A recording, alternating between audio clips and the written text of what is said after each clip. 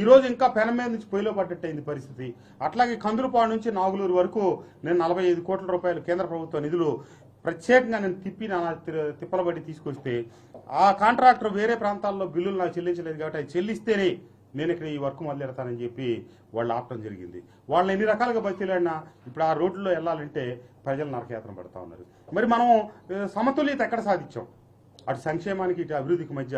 ఇప్పుడు ఒక ఇంటికి వెళ్ళా, ఒక ఎస్సీ కాలనీకి వెళ్ళా, అక్కడ ఆ తల్లి అడిగింది, అయ్యా మీరు ఇచ్చే అమ్మ ఒడి లేకపోతే మీరు ఇచ్చే ఈ చేయూతలు ఇవన్నీ కాదయ్యా, నా బిడ్డకు ఒక ఉద్యోగం వస్తే నా కుటుంబం వీటన్నిటి మీద ఆధారపడకుండా నా కాళ్ళ మీద నాకు బిడ్డ మీద నేను ఆధారపడతా కదా, నా బిడ్డ ఉద్యోగం చేసుకుంటుందనే ఒక సంతోషం, అమ్మాయి భవిష్యత్తు బాగుపడుతుందనే ఆనందంలో ఉంటాం.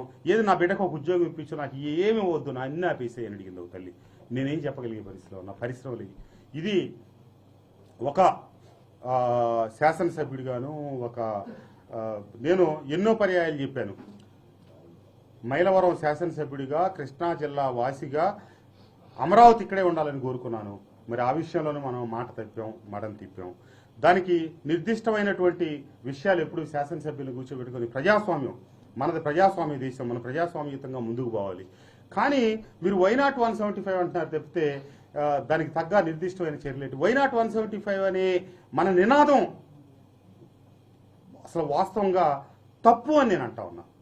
అత్యధిక స్థానాలు గెలుచుకోవాలి, మెజార్టీ మార్కులు దాటాలని మనం కోరుకోవాలి. కానీ వైనాట్ 175 అంటే మనం ప్రజాస్వామ్యాన్ని ఎక్కడ నమ్మాం? మనం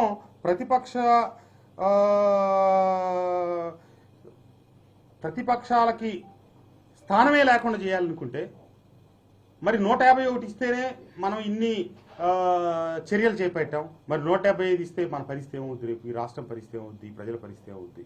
మనం రాజశేఖర రెడ్డి గారు కూడా ఆ రోజు కుప్పంలో ప్రతిపక్ష నాయకుడు గెలవకూడదు, లేకపోతే ఇంకో చోట చిరంజీవి గారు గెలవకూడదు అనుకోవాలా. నా కాంగ్రెస్ పార్టీ గెలవాలనుకున్నారు తప్పితే ఆయన ఆ రోజున వైనాట్ 294 అని నినాదం రాజశేఖర రెడ్డి గారు వల్ల. రాజశేఖర రెడ్డి గారు ఆ రోజు 294 నియోజకవర్గాలు ఉన్న అతిపెద్ద ఉమ్మడి ఆంధ్రప్రదేశ్ ఉన్నప్పటికీ శాసనసభ్యులకి సమగౌరవం ఇచ్చారు, వాళ్ళకి సమయం ఇచ్చారు, వాళ్ళ సమస్యలు అన్నారు. నేను ఆ రోజున నందిగామ నియోజకవర్గ ఇన్ఛార్జిగా ఉన్నప్పటికీ ఈ ప్రాంత సమస్యల కోసం వారి దగ్గరికి ఎన్ని పర్యాయాలు వెళ్ళినప్పటికి కూడా మాకు ఆయన ఇంటి గేట్లు బార్లా తెరిచి ఉండేవి.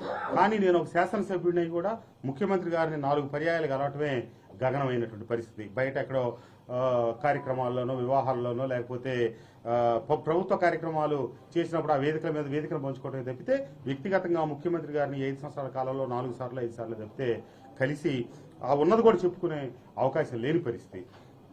అంతేకాకుండా సోషల్ మీడియాలో ఇక్కడ ఈ జిల్లాలో కొన్ని గ్రూపులుగా పార్టీ ఏర్పడింది. దురదృష్టం.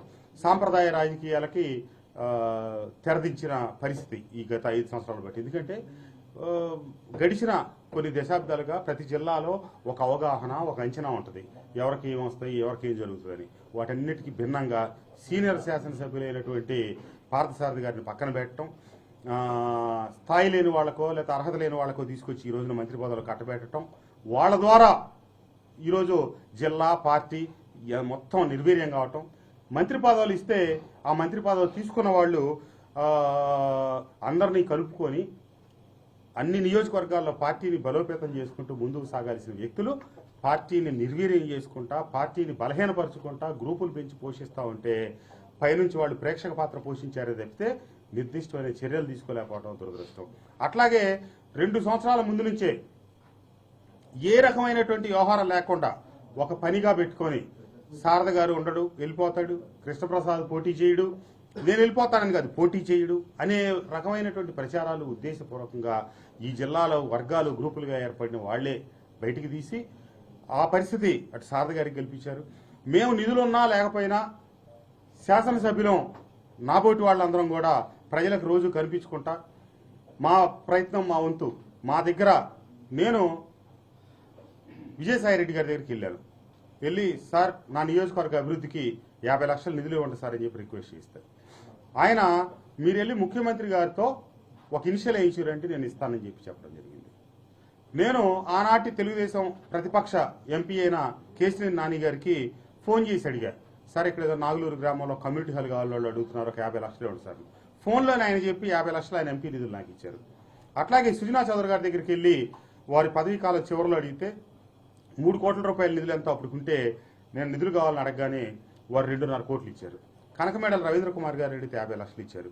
ఈ రకంగా ప్రతిపక్షాల వాళ్ళు సహకరించారు తప్పితే స్వపక్షంలో ఉన్నోళ్ళు ₹1 కూడా వాళ్ళ పరిస్థితి ₹1 కూడా నన్ను అభివృద్ధికి అయినప్పటికీ కూడా అన్ని విభాగాల్లో మైలవరం నియోజకవర్గం ముందుండేట్టుగా చర్యలు తీసుకున్నాను. నా బాధ్యత.